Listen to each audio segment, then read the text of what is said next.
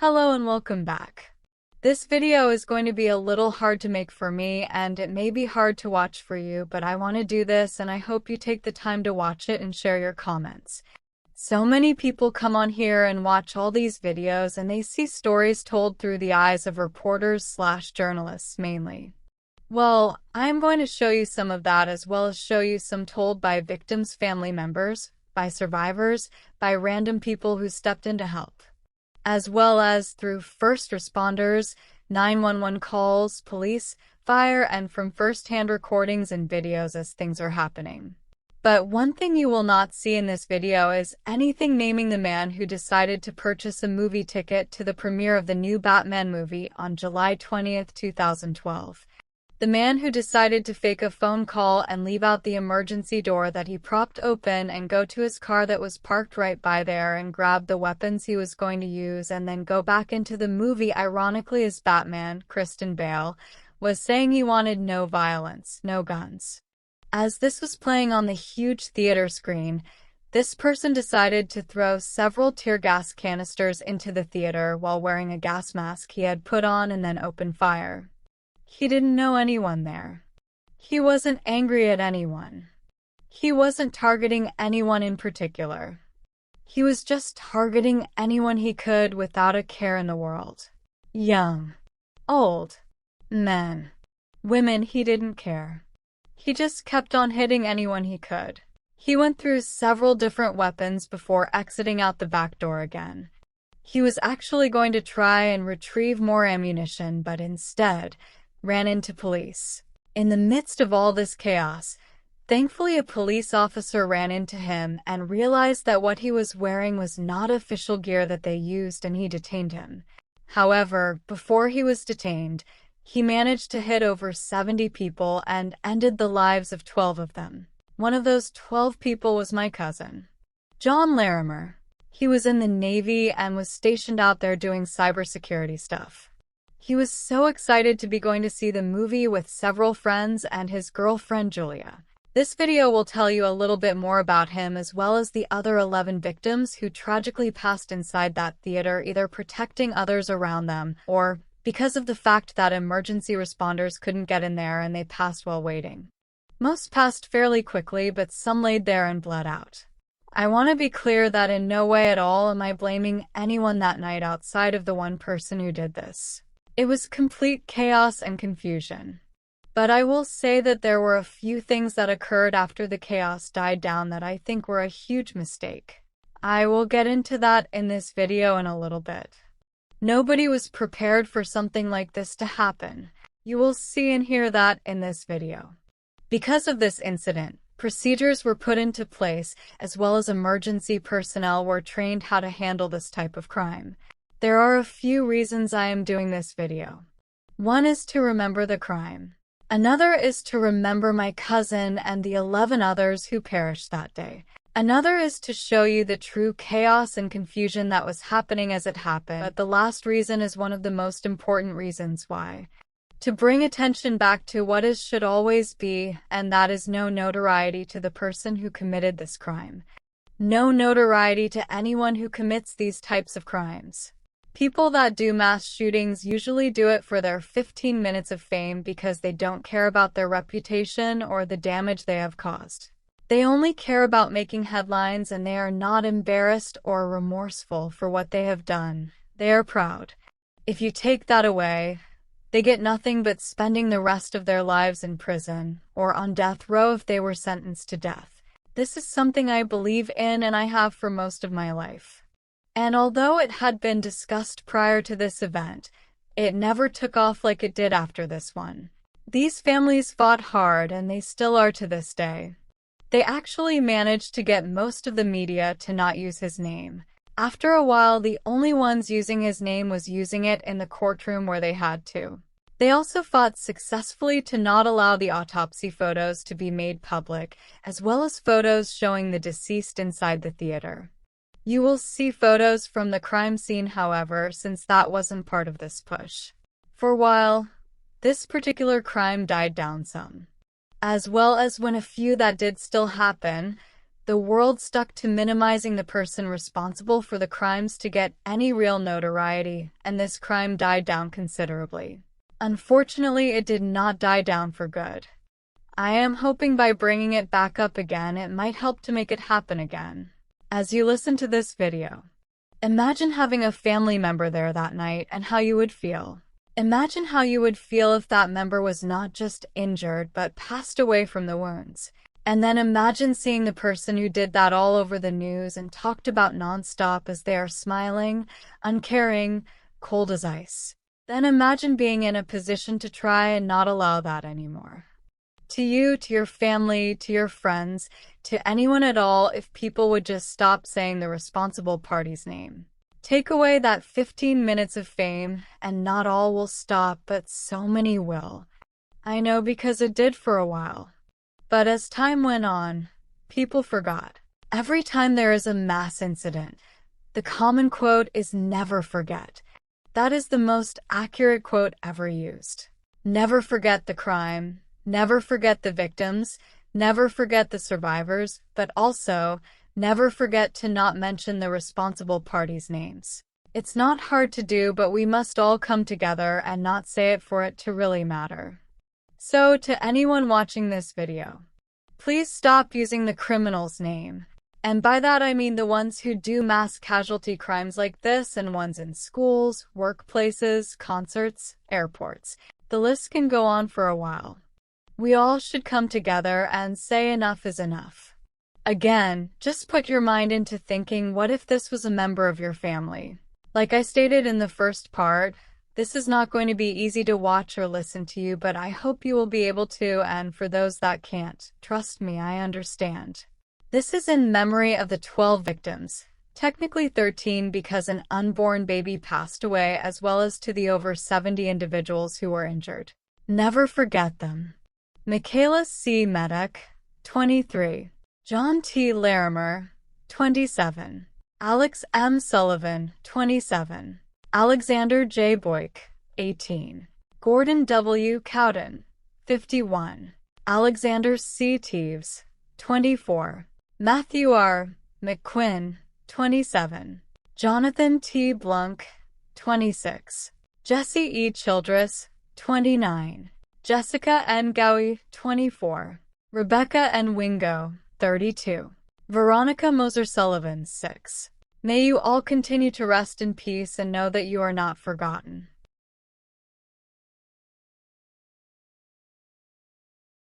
Very powerful audio about what happened last night. This is a timeline. Take a listen. The first sign of trouble came in at 12:39 a.m. 315 and 314 for a shooting at Century Theaters, 14300 East Alameda Avenue. They're saying somebody's shooting in the auditorium. And there is at least one person that's been shot, but they're saying there's hundreds. 453, I have a party shot here. I need rescue hot. We got another person outside shot in the leg, a female. I got people running out of the theater that are shot. 2 minutes later, officers try to make their way into Theater 9, but notice heavy smoke. Somebody's spraying gas in here, too. Less than a minute later, multiple officers make requests for gas masks so they can enter the theater. Do we have gas masks available? Any units that can bring gas masks to Theater 9. Again, we need gas masks. Get us some damn gas masks for Theater 9. We can't get in it. 2 minutes later, at 12:47 a.m., officers finally start to make their way into that theater. We need rescue inside the auditorium. Multiple victims. I got 7 down in Theater 9. 7 down. I've got a child victim. I need rescue at the back door of Theater 9 now. At the time this is going on inside, outside police are tracking down the suspect. I need a marked car behind the theater, Sable side. Got a suspect in a gas mask. Less than a minute later, they move in. Cars with that white car in the rear of the lot. Is that a suspect? Yes, we've got rifles, gas masks. Okay, hold that position. Hold your suspect. And as some officers zero in on the suspect, others scramble to save lives. I need rescue to stage in the Dillard's lot. I need as many ambulances as we can to the Dillard's lot. Help not arriving fast enough. I want my fire trucks there also, and I'll start bringing them in to triage people and get them out. I'm taking one man to the hospital in my car. Start me Denver cars this way, too. I need more help. 3 minutes later, still not enough help for all the victims. I've got one ambulance here. Where are my ambulances at? Finally, cop cars turn into ambulances in a rush to save lives. Do I have permission to start taking some of these victims via car? I got a whole bunch of people shot out here, no rescue. Yeah, load them up, get them in cars, and get them out of here. Investigators are still trying to piece together all the clues out of the chaos, right, Chris? That is right, Diane. Prayers are needed here tonight. This situation still very much ongoing. So far, we know at least 12 have been confirmed dead. Only one name has been released, as families are still waiting to hear if their loved ones are among the deceased. We do know 70 people have been injured. Many were shot, some hurt in the chaos. And there are people in hospitals all over this area still fighting for their lives tonight with head and chest wounds. All this suffering because of one man, with no worse than a previous offense for a speeding ticket, Diane. And we know that the movie theater was not his only target. I want to put up the video we have now of that still dangerous apartment where he lived. Investigators have explored it today, loaded it with explosive devices, with booby traps. One of them said like a mad scientist. He put loud music on a timer so it would go off, start playing through the night, potentially luring someone to try to get into his apartment and set off those booby traps. And Chris, I know you have new details as well, minute by minute, at what happened at that movie theater. We continue to try to piece it together throughout the day. This should have been a perfect night, a new movie, hundreds of excited people, many of them young. But one man made this the worst night of their lives. Just after midnight, the action on screen was replaced by chaos that was all too real. Tonight is gonna be the best night of my life. Batman! All across the country, die-hard fans bought tickets weeks in advance. Lines stretched around the block. Many showed up dressed in costumes. And it was no different at the movie's midnight premiere at the Century 16 Theater in Aurora, Colorado. Super excited for this movie to come out. A big Batman fan. There are 4 separate showings going on at once. Chris Ramos is among hundreds of fans heading inside. Among them, a man who is anxious for a very different reason. 9 wearing all black, but on this night he fits in with all those wearing costumes. 12:05 a.m., the movie begins. He pretends to receive a cell phone call and leaves through an emergency exit, propping the door open. Not yet. Then at about 12:38 a.m., the action on scene is replaced by surreal horror. Where are you and what's going on? I didn't know what the heck was going on. I thought all this was still part of the movie, like promoting the new Batman movie. And to set off tear gas canisters, veiling his new outfit, bulletproof vest, ballistics helmet, and a gas mask. He is heavily armed with a shotgun, a rifle, and a pistol. Then, standing in front of the crowd, he opens fire. First shooting into the air, then toward the audience. He meets eyes with Jennifer Seeger. How far is he from you? He was literally like 3 or 4 feet away from me with a gun in my face. And he shot people behind me, and there was bullets that were touching my face and... The bullet casings. Yeah, and they were still hot, and they were kind of scalding my skin a little bit. All I see is people just freaking out, and they were moaning and groaning. Amazingly, he misses Jennifer. It is chaos all around her, people hiding or fleeing for their lives. Chris Ramos is horrified as the person next to him is hit. To be honest though, I did not turn around and look at him because I just grabbed my little sister, grabbed her to her shoulder, and I was screaming so loud, like, put your head down, keep going, keep going. Even though there are many young children in the theater, the shooter keeps firing. When he runs out of ammo in the shotgun, he calmly picks up his rifle and then just continues shooting and reloads. When he was reloading his gun, at that portion there was no gunshots. When they heard him click it back in and he started shooting, it got even louder and louder and louder, and it was just terrifying.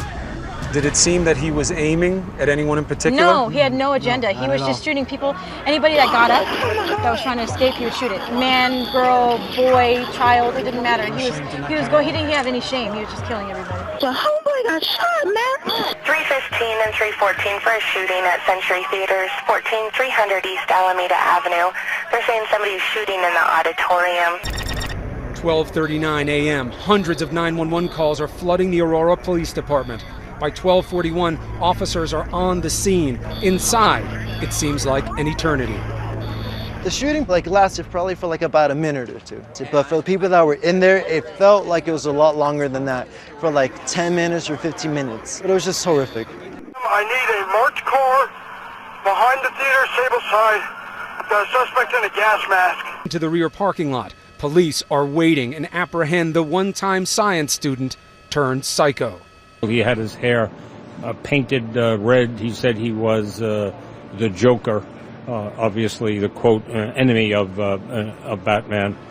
In his car, a white Hyundai, another pistol, and more than 1,000 rounds of ammo. Had no known accomplices, but the danger is not yet over. Rigged his apartment with deadly traps.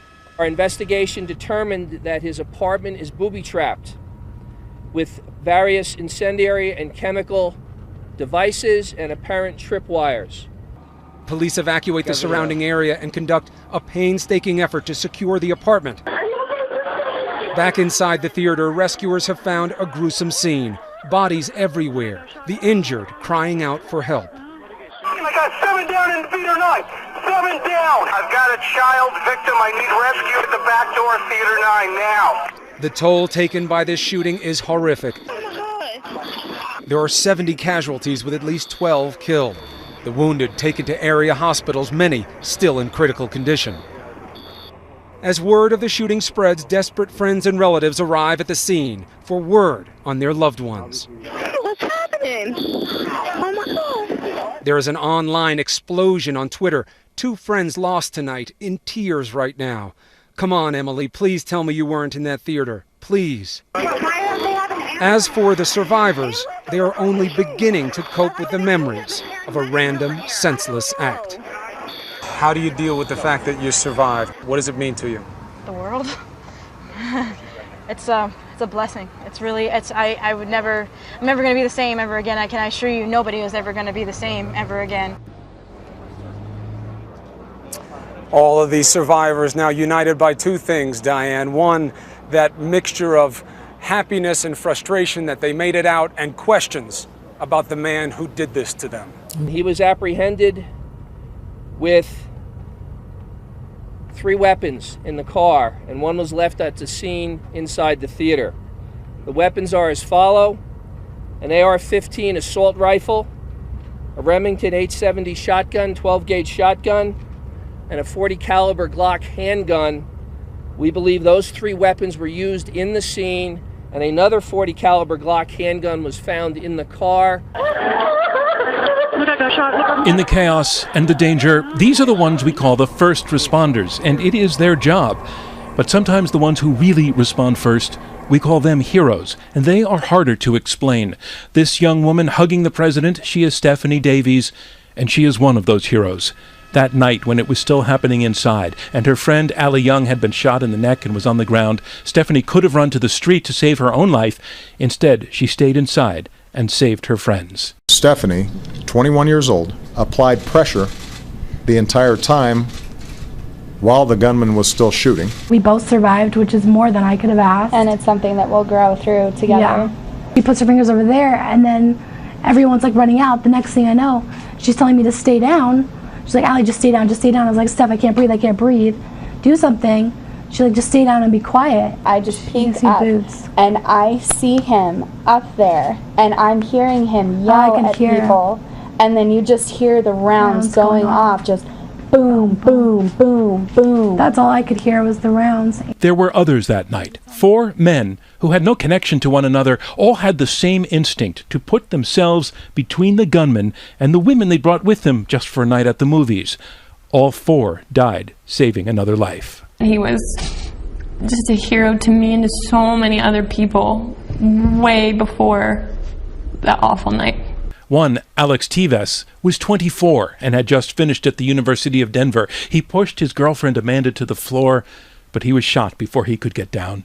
Tonight, she tells ABC News, Alex didn't even hesitate, because I sat there for a minute, not knowing what was going on, and he pulled me down, and he covered my head, and he said, shh, stay down, it's okay, shh, stay down. So I did. He'd do anything for me, and he always told me that, too. I wish I could have protected him the same way he protected me. I've been telling people he was my angel that night, but He was my angel every day I knew him, from the day I met him. In another part of the theater, another man with the same instinct, John Larimer, a Navy man who jumped over his seat to cover up his girlfriend Julia. Appearing on Fox News, she told her side of it. He just ducked over and held my head tight and put his body in front of mine, and in the process of doing so, he actually got shot. These stories are heartbreaking, but they are also inspiring. When I saw the kids. Indeed, listen to Jarrell Brooks, who is 19 and got shot in the leg helping another mother and her 2 young children. When I saw them, the first thing I was thinking, you know, if someone's going to get out, they're going to get out before I do. On the spot. That means no time to think. There are bullets flying. You can't ponder and weigh the costs and the benefits of your action. You just do it. And some die just doing it, and some live and get to know the thanks of those they saved. In either outcome, the word hero applies. There is no other. I'm John Donvan for Nightline in Washington. Aurora police arrive at the scene of the shooting within 3 minutes of the emergency call. 5.5 minutes later, police make their first request for an ambulance. We need rescue inside the auditorium, multiple victims. Copy. About 2 minutes later, another call for first responders, this time to treat a child who is critical and inside Theater 9. I've got a child victim. I need rescue at the back door of Theater 9 now. Back door of Theater 9, we'll start him. Unable to wait any longer, police start moving victims outside on their own. We're bringing out bodies now. Get someone to the back as soon as you can. Rescue personnel, I got at least 3 to 7 hits. Medics are again requested for the child police are worried about. Again, PD is requesting medical personnel in Theater 9. They have a child down and cannot evacuate. Quick-thinking police start transporting those critically injured to hospitals in police cars. Metro 10, Lincoln 25. Do I have permission to start taking some of these victims via car? I got a whole bunch of people shot out here. No rescue.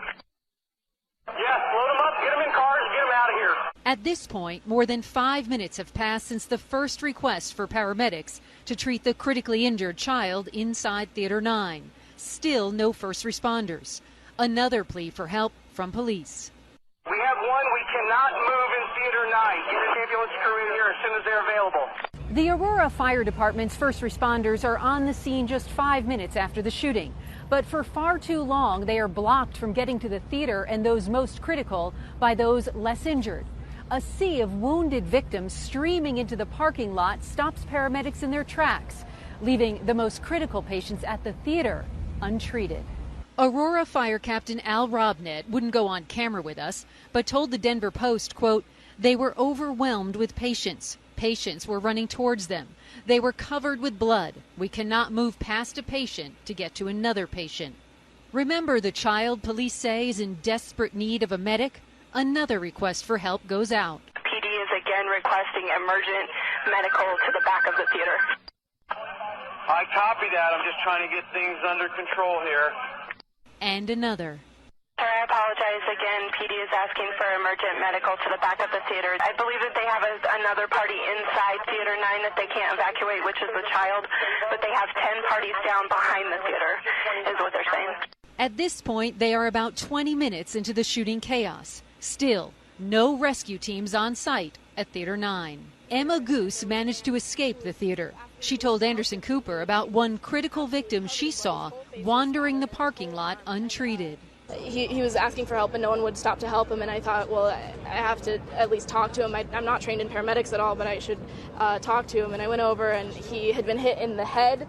Dispatch tapes also indicate a breakdown in communication between police and fire. Police clearly knew there were dozens shot, but a fire commander tells dispatch there are perhaps just 20 victims.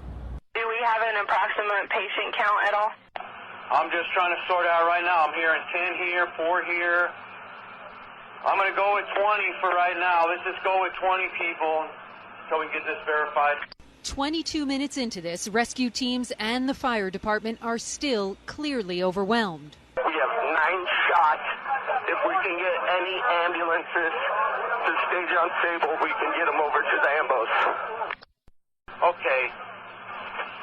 Just stand by. Let me get this sorted out. I'll get you with you in just a minute. Just hang on. Finally, nearly 24 minutes after shots fired, ambulances arrive at the theater's back door. I'm rolling in now. Really gives you a sense of the chaos there. Randy joins us now live from Aurora, Colorado. On the dispatch tapes, did they ever identify the child that they were trying to save? No, Anderson, they never ID'd her. They never said who she was, but we can only guess that it was Veronica Moser Sullivan. She was the 6-year-old who died in this theater shooting. There were no autopsy results released, so it's hard to know what her injuries were and what maybe possibly if she could have been saved if they had reached her sooner. And any response from emergency responders about the delays in treatment? Because the police seem to be on the scene immediately. Right. The police were there within minutes. We did get a statement just moments before we went on air from the city and from EMS telling us that they also arrived within minutes, that they started treating patients immediately. And that's true. We reported that in our story. You just heard that. But what they don't identify is which patients. It could have been the patients in the parking lot. It wasn't the patients who were critically injured who were at the theater, because you have to wonder that why would the police be calling for ambulances over and over and over again, Anderson, for more than 20 minutes if they were staring at an ambulance right there in front of them? So clearly they weren't there. They did say, though, that all of the patients were en route to the hospital within 55 minutes. Yeah, a lot of confusion, obviously. Randy Kay, appreciate it. We're looking at video now from inside that theater. It appears to be chaotic. You can hear some of that background noise. You can kind of see people scurrying out of the theater. We don't know exactly when this was taken in relation to what happened in theaters 8 and 9 there at the Century 16 movie theater, but you can get a visual sense now of the chaos that was happening inside that theater moments after this lone gunman opened fire shortly after 12:30 a.m. there in Colorado, Central Time, excuse me, just after, again, about 12:30 Central Time. And then apparently before he did that, also opened some kind of canister. Early reports it could have been a tear gas that served as a distraction or a smoke screen before he then opened fire. And we do have some new information. When the gunman was captured, he had a rifle, handgun, and gas mask, and he told authorities there are explosives in my residence. We have now learned that the suspect's apartment complex, which is in North Aurora, is on lockdown for a search, and they're searching for explosives at this point. So potentially 2 crime scenes right now simultaneously. And search warrants have been executed. You can imagine police are going to be very anxious to get inside that apartment. They're going to be anxious to speak to neighbors, to friends, to find out exactly who this man was. His apartment is there in the town of Aurora, but certainly a lot of questions have to be answered. And those early interviews now in these first hours of this tragedy are going to be critical in figuring out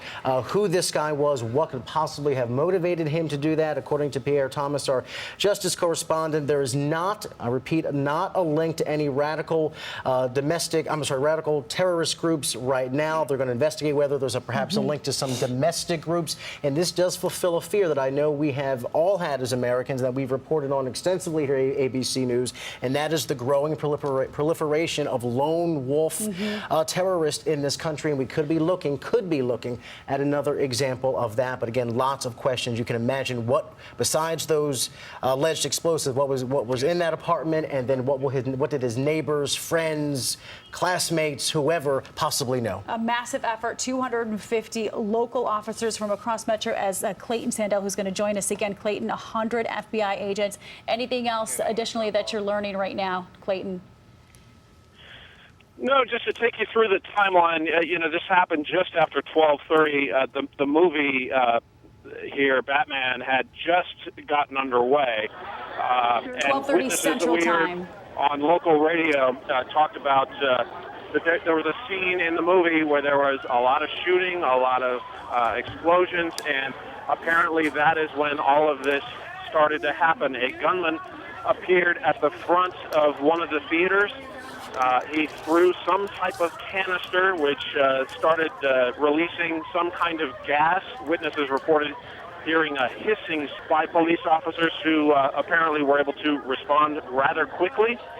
He was found in possession of a gas mask, a rifle, and a handgun. And officers tell us that when he was taken into custody, he told them that he had some type of explosive device or devices, we're not sure exactly what, at his residence, an apartment building in North Aurora here in Colorado. Which is now on lockdown.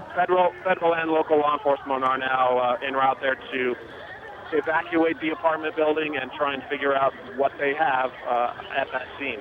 And again, inside that apartment and talking to folks in that area will hopefully answer some questions about who exactly this guy was and what his motivation may be. But it sounds from all these early reports that what was going on here was some attempt to really take advantage, one, of the special effects of that movie, two, if you open some kind of canister, which was reportedly tear gas, that's unconfirmed at this point, that the motivation here or the operation here was to create this kind of distraction that, one, blended into the movie a little bit, and then two, to kind of create this distraction right there in the theater, perhaps, again, reportedly using tear gas, which many of us have obviously heard of as a riot control agent of sorts, but it does cause irritation to your eyes, irritation to your mouth, your throat, your lungs, and your skin. It's called tear gas because it does make you cry immediately after you're exposed to it. So you combine the special effects of the movie, the effect of the tear gas. This guy had a room full of sitting ducks, confused ducks, and then simply opened fire. Aurora police are now saying that of the 50 injured, many of those injuries are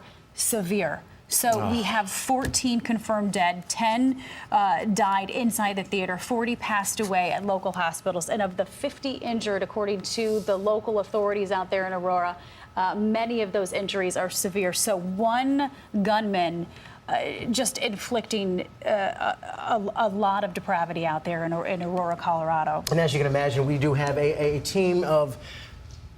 Okay, 1 second before I get to that, I want to mention we do have some new sound into the newsroom from a witness who apparently was there at the theater when this tragedy occurred. Let's listen in. It took me a second to realize what was actually going on. And as people were running away, I hit the ground so I wouldn't be hit. Somebody threw gas grenades there. Yeah. That's all I saw. I heard the sound of metal canisters clinking around, and then I saw plumes of smoke. These poor folks had their hands tied, tear gas, special effects, confusion, a dark theater. As he mentioned, metal canisters clinking around. We have information that they are searching the suspect's car. They are checking it for evidence. Also, there's information that they're at his residence. There's concern about explosives, obviously, and sources are, again, right now doing a detailed background investigation on the individual. He is described to me as 24 years old, born in December of 1987. Again, early indications are no nexus to terrorism, according to the FBI. Again, they are talking to associates, friends, relatives, trying to get a sense of this person's background, also trying to determine motive. This is something that the FBI trains for. The Homeland Security Department is quite concerned about. They prepare for these kinds of things. As you see what happened in Colorado, the FBI immediately got dozens and dozens of agents at the scene, not only to deal with victims, but also to begin to do a detailed background check on the individual. And the reason why they do that is they want to get a clear portrait and see if there's a nexus to terrorism, because one of the things you would be concerned about is, are there going to be more incidents? Are there going to be additional incidents in that area? Again, they've identified the suspect, 24-year-old male, forward. Paul has some new details just into us. Children's Hospital in Aurora, and we've mentioned that there are several hospitals treating people, but Children's Hospital in Aurora has 6 victims. The youngest victim is 6 years old. And that we talked about a minute ago, because of the Batman and Summer family break. night at the movies, summer break, the kids are out of school. You can imagine several hundred people in that theater. Many had to be parents and young kids who were going just for a night at the movies, and it turned into this. So confirmation already that one of the victims here was just 6 years old. Just 6 years old, and witnesses within the theater say this gunman was just random. That was all random clips from the night that this all happened, as it was happening. This is Kathy. She's John's mom and is also my first cousin. Though Kathy had been a nurse and understands more than most would, I still admire her more than I ever thought possible. This broke hers and Scott's hearts, as well as John's other siblings, Nora, and Beth and Noah and their spouses, as well as the extended family members, including me. But somehow Kathy was able to stay so strong and really push for no notoriety, as well as other changes. She also fought for better communication for victims' families with law enforcement and medical places. The reason she has been doing that is the fact that they were alerted to John being there that night. Nobody could reach him. Cell phone went unanswered. Hospitals gave no answers if he was even there or not. The military base wouldn't say yes or no either. They finally had military personnel come to their house the following day to confirm John was one of the ones killed. I understand wanting to be sure, and I also understand John was in Colorado and the family was in Illinois. What I don't understand is what took so long to notify the family. They had already done the autopsy before Scott and Kathy knew he was confirmed deceased. He wore dog tags 24/7. They were on him that day. There was no doubt on who he was, between that and his friends telling police and medical.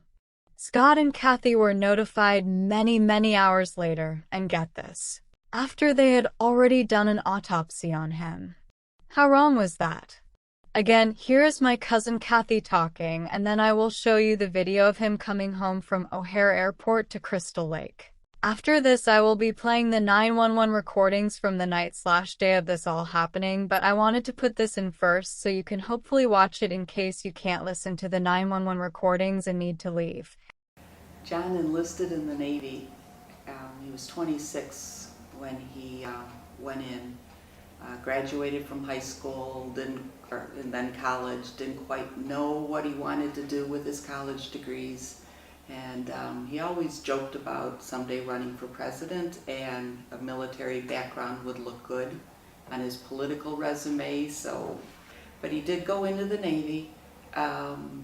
Ended up doing some kind of spy stuff with satellite images out in Colorado, and went to see the midnight showing of Batman at a movie theater in Aurora, Colorado, when somebody walked in and started firing, and John was one of the 12 that was killed in that theater that night. No Notoriety was started by Tom and Karen Teves, who were the parents of Alex Teves, who was another one of the victims in the theater that night. And the rationale behind it is that many of these mass shooters crave the attention and the notoriety they get if they do this. On a very personal level, now it's been 5 years since the shooting, and the picture of the shooter still pops up.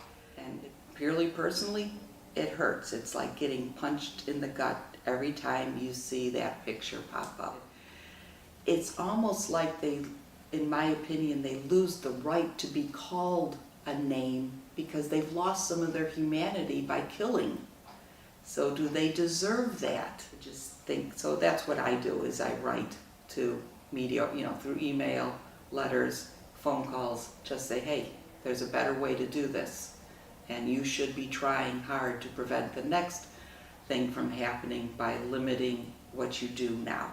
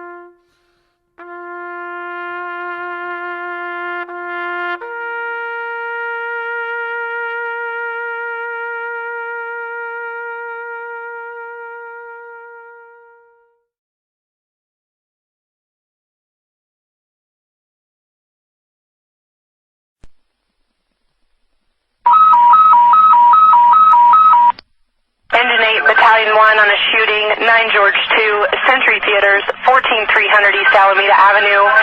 Engine 8, Battalion 1 on a shooting, Century Theaters, 14300 East Alameda Avenue, crosses South Abilene, respond on TAC 2. Engine 8, fire dispatch. Engine 8.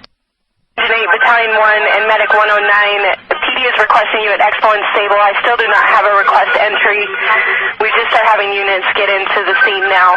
There may still be somebody actively shooting. 91 copy. 109 copies, Expo and Stable. Engine 8, Battalion 1, Medic 109. They need you hot to the front of the theater. So far we have one party down. And Engine 8, we may have additional victims. We're starting a second ambulance. And we're actually starting a third ambulance routine as well, and I'll get Tari headed that way. Copy. We're going to have staging away from the scene here a little bit. I'll give you a staging location shortly. Dispatch 102, we're responding. 102 and round. Tower 8 was to head in with Engine 8 and Battalion 1 on a shooting with multiple victims, at least 3 at this point. It's going to be Century Theaters, 14300 East Alameda Avenue. Tower 8 with Engine 8 on a shooting with multiple victims, 14300 East Alameda Avenue, across the South Abilene, TAC 2. Battalion 1, fire dispatch. Battalion 1, go ahead. Battalion 1, be advised that we have multiple victims, probably 3 plus. PD is stating that they have gas being sprayed inside the theaters. If you guys have gas masks, and there's going to be at least one patient in front of Dillard's, one patient Expo and Stable, one in front of the theaters.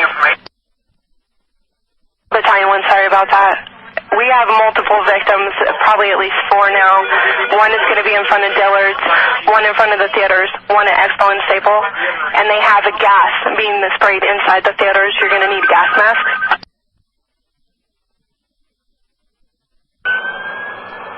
Copy. Saying to stage in the west ambulance parking lot, and they're saying 3 to 4 ambulances, which we'll get started with. Rural Metro. We have Tower 8 en route with Engine 8. Do you want any more units? Okay, let's set up ambulance staging at Expo and Sable. Is that where they want us to stage in the first place? Was the original staging location. Now they're saying the west parking lot. So let me try to clarify with PD that somewhere where we won't be necessarily coming into their scene. There's lots and lots of officers there. Yeah, bases there. They need to set us up a staging area, and I'm not sure where they're at. I'm not seen yet. And Engine 8, they're saying that they want the staging area in the west parking lot of the theater. Medic 109, we are on scene with APD on the... Dispatch from Engine 8. Engine 8, go ahead, sir. I have information there may be at least 5 patients. Okay, dispatch from Engine 8, we're on the scene. We do have getting reports of multiple victims and an active shooter. Engine 8 is going to establish Century Command.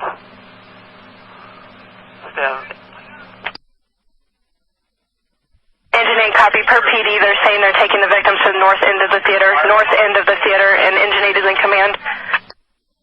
I'm going to start you. Looks like 2 more ambulances routine. And Engine 8, please advise if you need other engines with you. I just have Tower 8 en route so far. Okay, I'll go ahead and start 2 more engines, emergent, and we'll do the staging location's going to be on Sable. We'll do the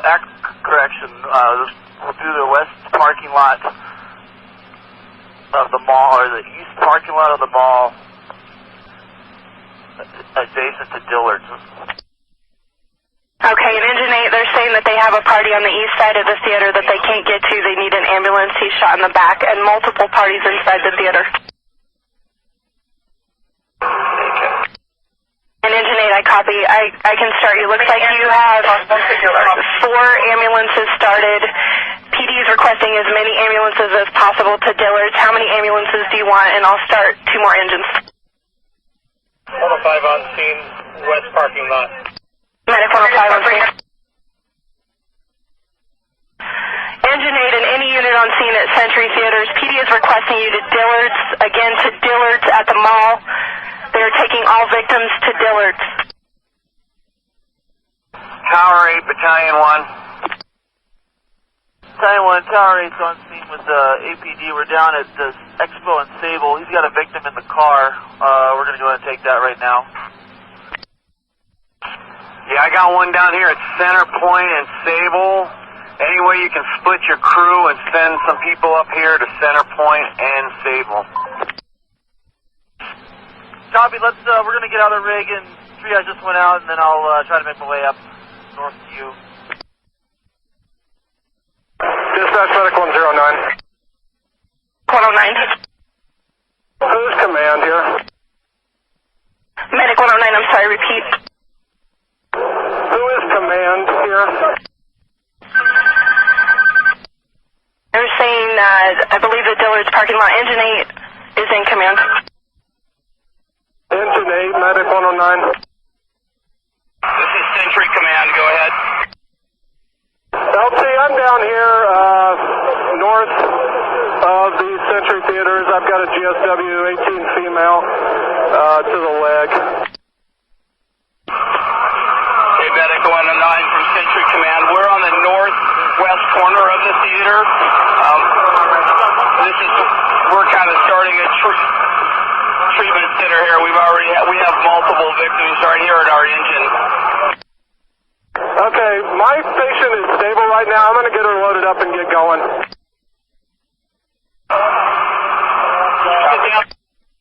Century Command, Fire Dispatch. Century Command, Fire Dispatch. Century Command. Sir, Royal Metro is sending all ambulances available in Aurora to where you guys are. We started 2 additional engines. Do you need any additional fire apparatus?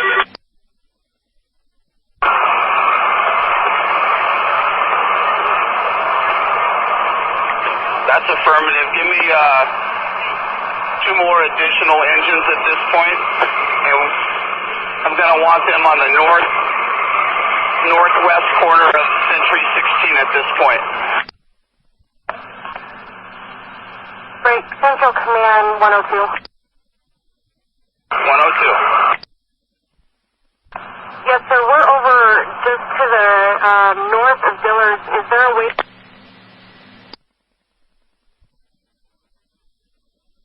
Century Command, Medic 105. Medic 105.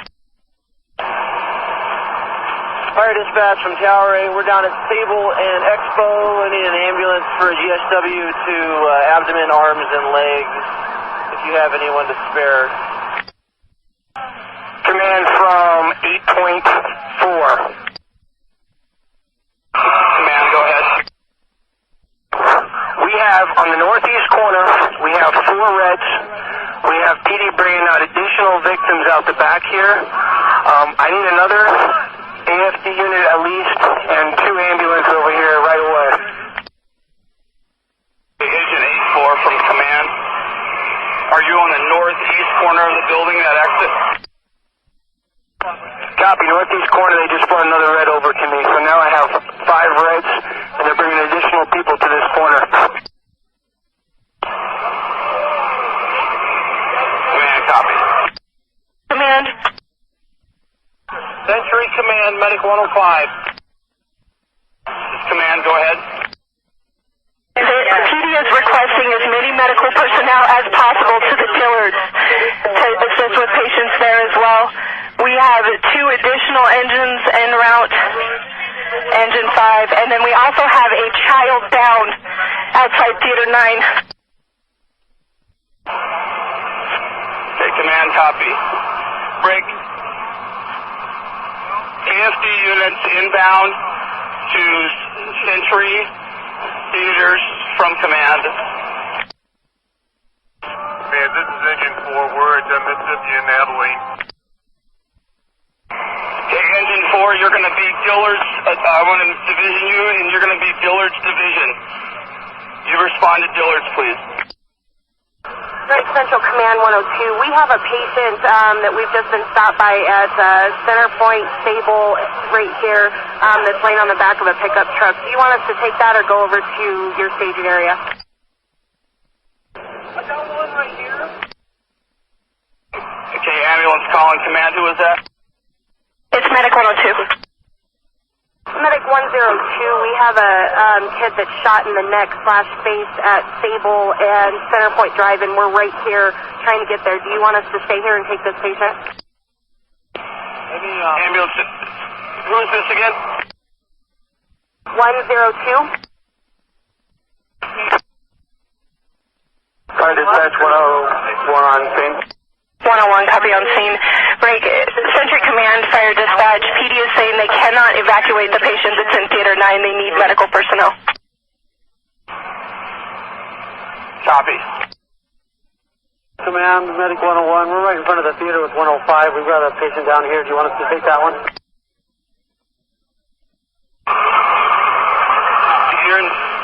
That's affirmative. Go ahead. Dispatch, Battalion 1 will assume command. Let me have an exact count of who is coming in. I need to know everybody who's coming in, fire apparatus. I need all the ambulances that are not on scene to stage at exposition and Sable till we get this sorted out. Battalion 1, I have Engine 2, Truck 2, Engine 4, who has been assigned Dillard's Division, Engine 5, en route, and again, PD is requesting medical personnel in Theater 9. They have a child down and cannot evacuate. Copy. We're going to set up fire departments that are not on scene to stage at Expo and Sable. Any fire apparatus and medical apparatus that are not on scene at Century Theaters, I need you at Expo and Sable.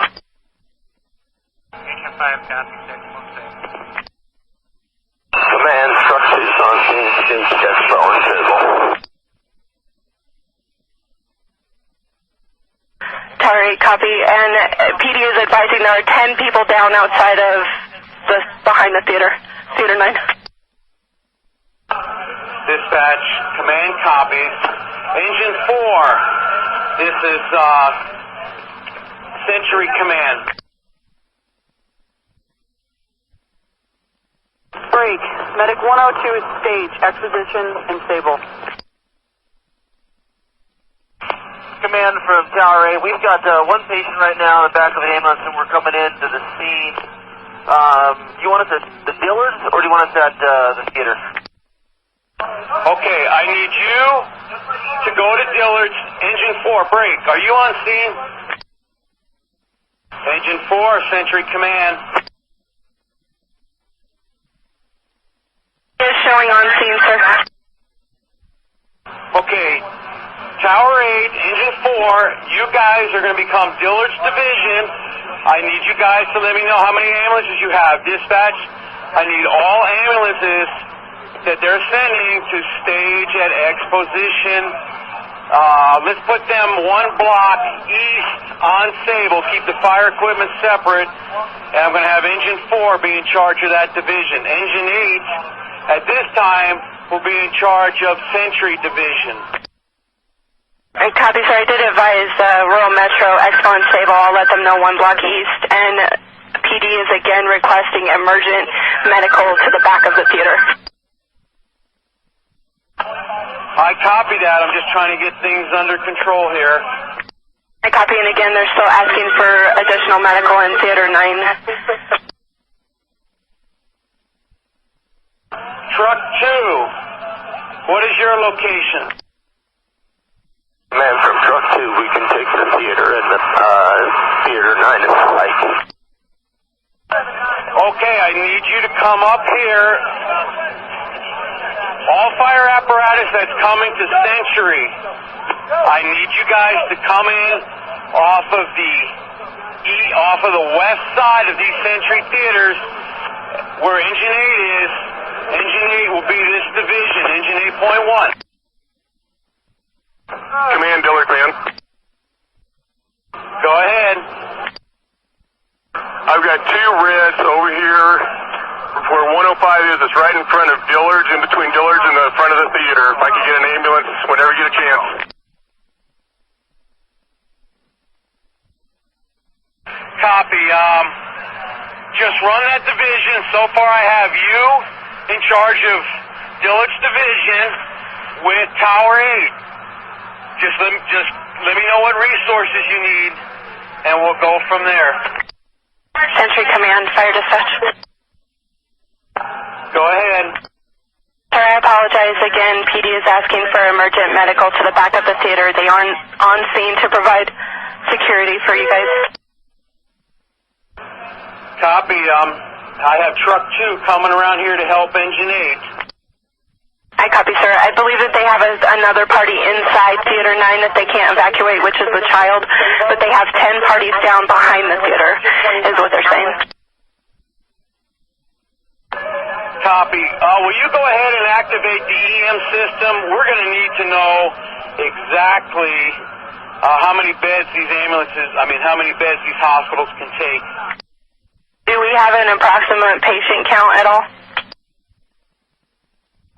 I'm just trying to sort out right now. I'm hearing 10 here, 4 here. I'm going to go with 20 for right now. Let's just go with 20 people until we get this verified. Okay. Command, Dillard Division. I have Medical 102 over here. Can I have them to transport my 2 red patients? Copy. Make sure you set up an extrication, triage, treatment, and if you can, a transport officer. All divisions. Set up an extrication, triage, treatment, transport within your division.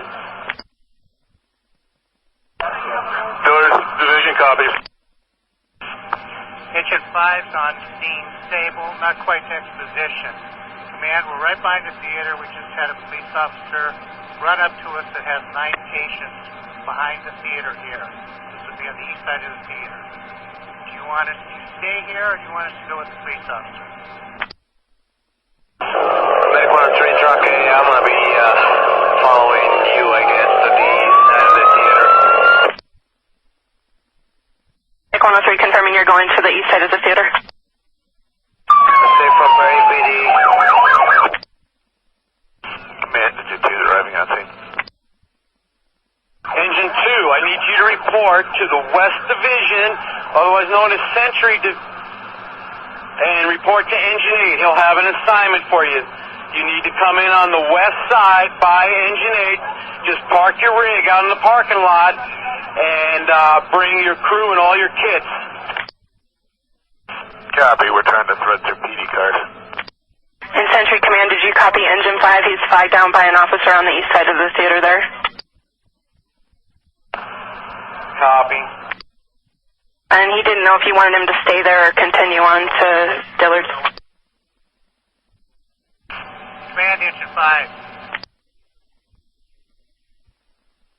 Engine 5, this is Command, Century Command. We're on the east side of the theater on Sable. Do you want us to attend to the patients on the east side? You only have 1 patient there, correct? Police officer told us there's 9 patients. Command from truck 2. Truck 2. We are in the rear of the theater. We have 9 shots. If we can get any ambulances to stage on Sable, we can get them over to the ambos.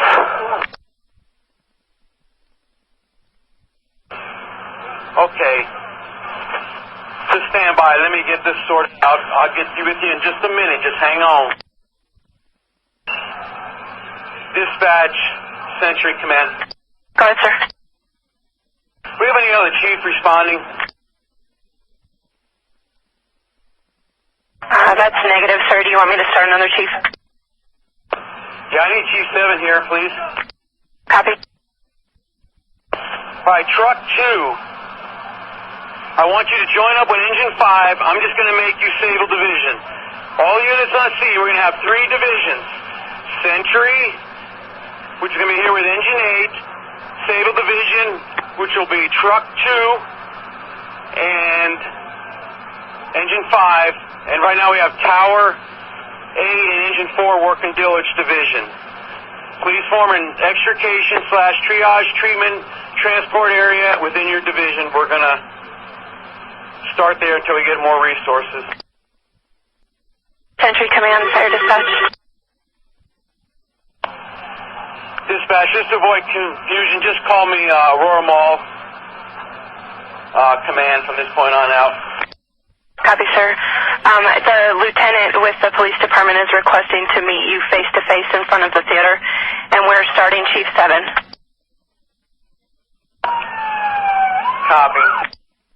Command from the Dillard's Division, we're sending 2 red patients off on Medic 102, destination unknown. They're going to call and see what's open. Yeah, I'm waiting to hear from the EM system what beds are available.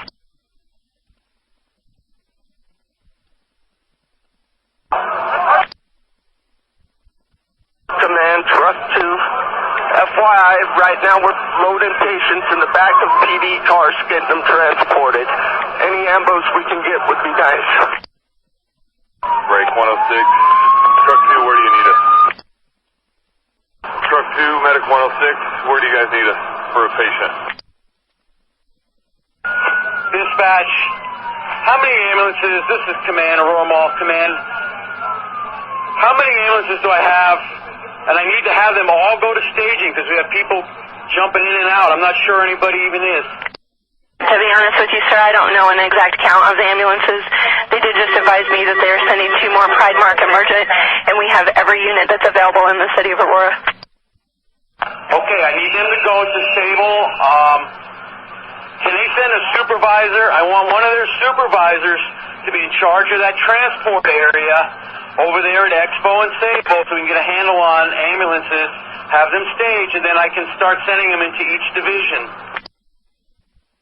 Command, Dillard's Division. This is Dillard's Division. Go ahead, this is Aurora Mall Command. Chief, I've got Medic 103 over here. All he has is a green patient. If you have 2 red patients, they can take them. Yes. Dispatch 102, we're going to be en route. Emergent, 3 patients, 3 fires. Dispatch, Aurora Mall Command. Go ahead, sir, and RMA did advise they do have a supervisor now. Make sure that all of these ambulances know to return to the staging area over there at Exposition and Sable. Drop off their patients, but we got to get a count because we can't overload South and University. I need to know if we're going down to Swedish, if we're going down to any of these other area hospitals that are level 1. All greens at this time do not transport, only reds, and that's per command. Dispatch 102, we're transporting to University. 1041, go ahead.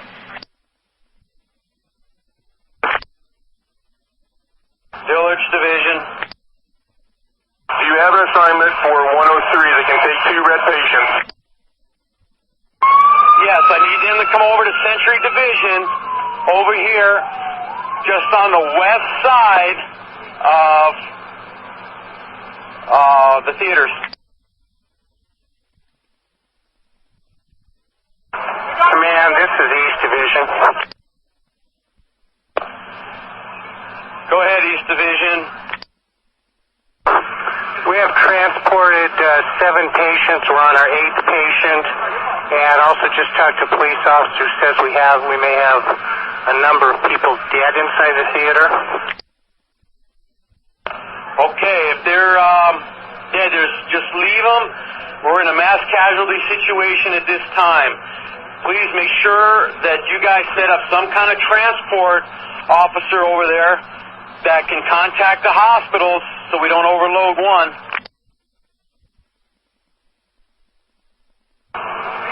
Copy, command. And Aurora Mall Command, per rural metro, they do have ambulances returning back to the staging area. Copy. Anybody else that's in the area that we can contact, maybe Cunningham, somebody that we can get a hold of, AMR, anybody. Station 6, disregard tones. Station 9, Station 6, disregard tones. 5 minutes. Copy. And Aurora Mall Command, we're working on finding additional transport rigs to assist us with transporting from the scene. Command Dillard Division, is the Century side, is that on the northwest or southwest? Northwest. They're just going to have to park out there on that little circle. Do not come in where Engine 8 is. Just bring their prams, their equipment, and come on up to the scene. Copy.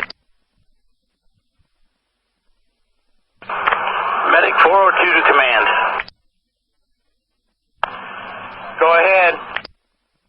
Can I have confirmation on the staging area? Do you want Sable and Exposition or Sable and Center Point? Sable and Exposition is where we're putting all ambulances, and then each division will call an ambulance or call me, and we'll go from there. Chief 7 en route. Chief 7, copy en route. Chief 7, Aurora Mall Command. Command, go. Yeah, Chief, I got the command post set up just north of the Century Theaters. That's where I need you to come do a face-to-face with me, and we're going to have to try to get this straightened out. So far, it's running pretty smooth. Copy. I'm about 4 minutes out. Command Medic 107 advising you have 3 ambulances at Stable and Exposition. Copy. Century Division. Stand by. Command Engine 2-1. Stand by.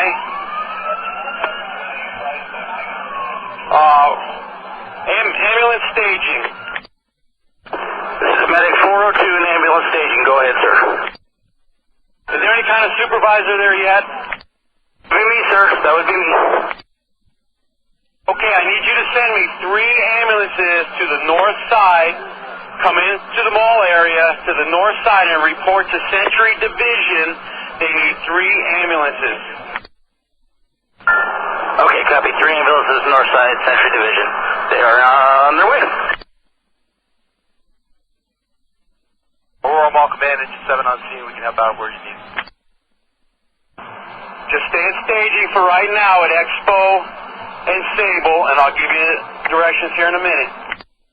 Aurora Mall Command, Fire Dispatch. We have AMR, West Metro, and Denver paramedics all sending ambulances to Expo and Sable.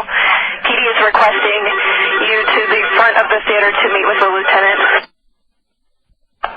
Okay, I'm trying to get there, but right now I got police officers and everybody else coming up to me, so can you tell them just to hang on for couple minutes? I'm clear, sir. Century Division, Engine 2-1. This is Century, go ahead.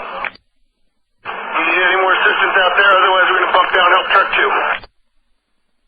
Okay, how many patients do you have there? Transported 5 from the northeast corner. Okay, and you still have Engine 8's partial crew there?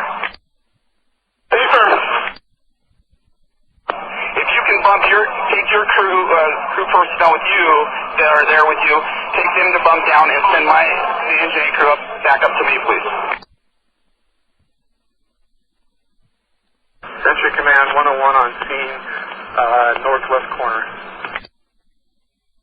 101, copy, break. Aurora Mall Command, Children's is advising they can take 1 critical, 2 non-critical. Copy. Aurora Mall Command is Dillard's Division. I have Cunningham 61 here at the southwest side of the parking lot if you need them as well.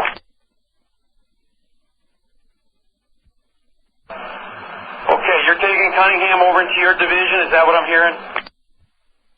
Unless you need them someplace else. Right now I have nobody that needs transported up here by the Dillard, so if you need them in the Century Division, they can go there.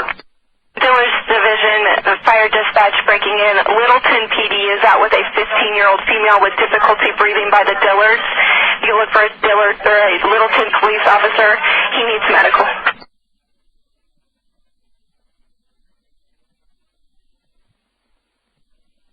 Dillard's Division, I've got the Littleton PD inside. I'll go check with him. Copy. Command from truck 2. We've been in the theater, met with the lieutenant. There are 10 black in there. Okay, just leave them. And you're on the East Division, correct, with Engine 5?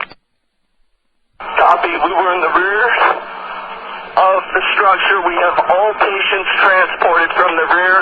We're going to make our way towards the east and check out a patient count for you over here. Okay, copy. Just stay on the east side with Engine 5. I don't need people jumping through all these divisions so I can keep this straight. Copy. PD1 for south. The purpose car is right here and they're checking for devices. Medic 105 out. Medic 105, copy. Chief 7 on scene. Command from Chief 7, your exact location. I'm on the north side of the theater. Right behind Engine 8. Copy. Command East Division. East Division. We have all the fire crews now on the east and north side of the theater. We have Engine 5, Truck 2. We also have a crew from Denver, Engine 19 with us. Okay, stand by. And units out at the Aurora Mall, we have West Metro as well as AMR and some other units en route as well. Command, do you want KM 61 to come down there in the Century Division? Negative. Keep them with you for right now. East Division, this is command.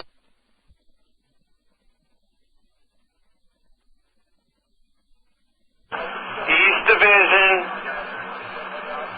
Aurora Mall Command, Truck 2.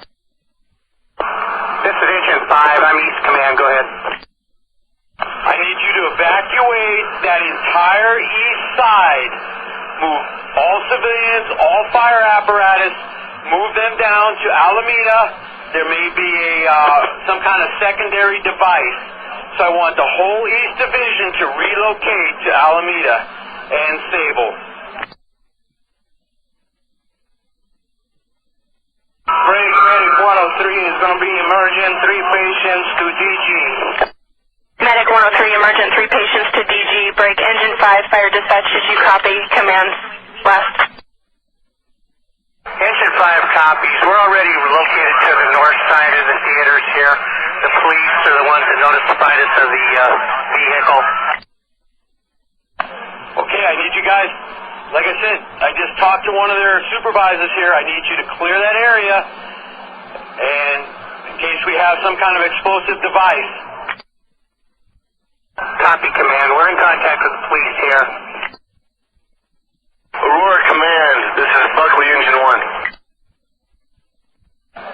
Command, dispatch let all incoming units know just to go to exposition and Sable and stage, and I'll get to them as soon as I get Chief 7 up here. We can start changing channels, etc. Copy that. Buckley Engine 1, exposition in Sable is the medical staging area. Exposition in Sable. Copy, we'll be responding with 1 engine and 2 ALS. Copy, 1 engine, 2 ALS. Still Sable and exposition. Affirm.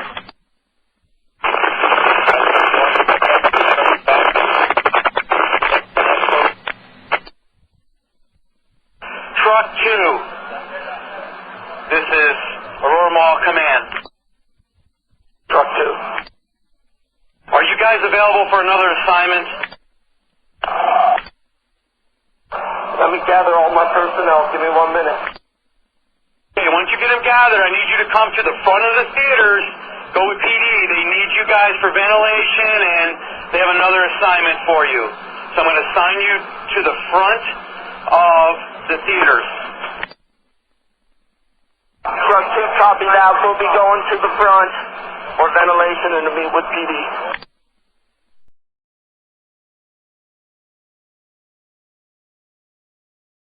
John Larimer, our Navy sailor, he's shot and killed by that rifle. Bullet rips through all of his organs, comes out of his body, enters his arm, and breaks his radial bone in his arm. His friends from the Navy that are there, they try to pull him out of the theater, but they can't do it because he's dead. And so they pull him as far as they can, and he ends up being propped up at the bottom of the stairs before they have to leave him. This is this view right here from the theater down to where he walks in. It's like 15 or 20 minutes into the movie. He starts with the shotgun, and he begins to pull the trigger. This shotgun. Boom! A.J. Boyk, who had been sitting with his fiancée, is hit and killed as 14 pellets penetrate his brain. Boom! Our Air Force soldier, Jesse Childress, who had come with his friends and purchased their tickets. He too is hit by the shotgun blast, and it rips through his lungs, heart, and organs, and he dies. Gordon Cowden, our 51-year-old single father, boom. And he dies next to his daughters.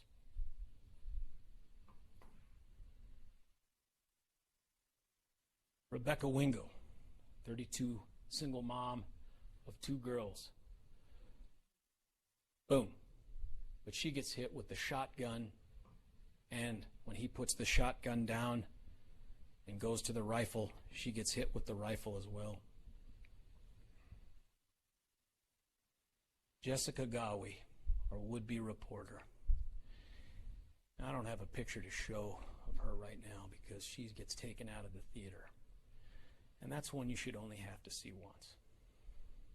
But she doesn't make it. John Larimer, our Navy sailor, he's shot and killed by that rifle. Bullet rips through all of his organs, comes out of his body, enters his arm, and breaks his radial bone in his arm. His friends from the Navy that are there, they try to pull him out of the theater, but they can't do it because he's dead. And so they pull him as far as they can, and he ends up being propped up at the bottom of the stairs before they have to leave him. Michaela Medic, the 24-year-old subway worker who graduated high school early and found those much better seats up towards the top of the theater, she too takes a blast to the head, and she dies in that theater. He says to Dr. Metzner, I shot at people trying to get away. I shot at people trying to flee the theater, to try to go out the exits, to make sure that others wouldn't follow. Angiat Mora and his wife and 17-year-old son were there, and he shot each of them as they tried to flee from that theater. But they lived, and you'll get to hear from them. Rita Pauline is his wife, and his son is Prodeo. Farah Soudani, the Red Robin worker, remember? She gets shot and is eviscerated. Her organs pour out of her, and she needs to have help holding them in as first responders come and take her away. The back of her leg is also shot. It's missing a huge chunk of it now, and you'll see that. Alex Sullivan, Sully, there for his birthday. Big man, 1 round, Goes right into his heart, and he dies right there. Alexander Teves, Tom and Karen's son, hoping to get married to Amanda with him. He's shot in the head, a horrible wound, and he dies in that theater too. Jonathan Blanc, our would-be sailor, our would-be member of the SEALs, also died in that theater from gunshot wounds that ripped through his head and his body. Jonathan was there with his friend, and he had draped himself over her, and the bullets that killed him came from behind. One through the back left of his skull, perforating his brain. The other through his lower left back, perforating most of his major organs. Matt McQuinn, who'd gotten a seat pretty close to the front of the portion where the railing is, but not at the front of the theater. He's shot more times than almost anybody else. His legs are shot multiple times. He's shot multiple times throughout his body, and just falls in this horrible way and dies right there.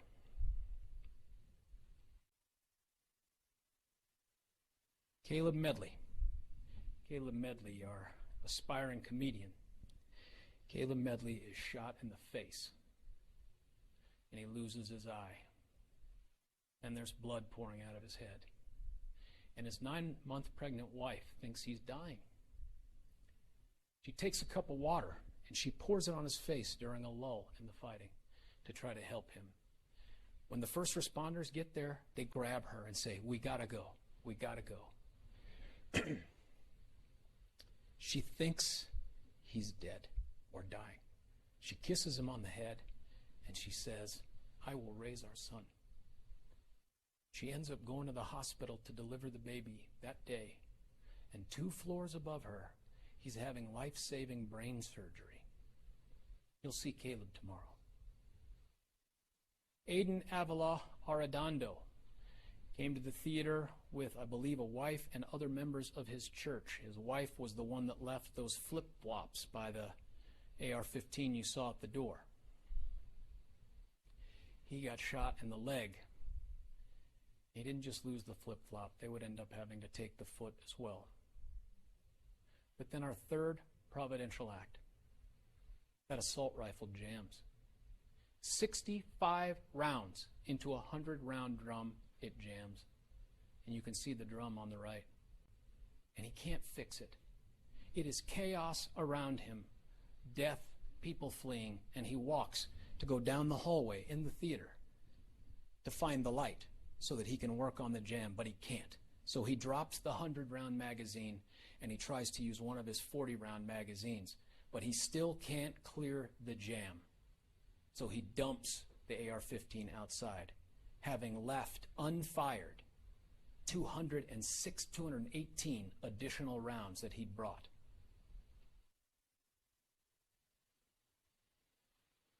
Dumps these magazines right here. He then goes to his handgun, and he fires off 5 rounds with that .40 caliber Glock, just at people. It's what the FBI did for theater number 9. They tried to match the trajectory of all the shots that guy fired out of the corner of that theater, moving up and around. This is a view from the front and where some of those rounds struck. But they didn't just go through seats, they went through walls. And as he shot at people, and I should tell you this because I forgot to, he takes one of those tear gas canisters when he first comes in and wings it at this exit over in that area. He doesn't have the second one to close off the other exit. But people try to go, and he shoots, and it goes through the walls, and it goes into theater number 8. And you will hear from people who were shot in the face and in their body from bullets that went through theater 9 into theater number 8. Here's the rods that are their trajectories.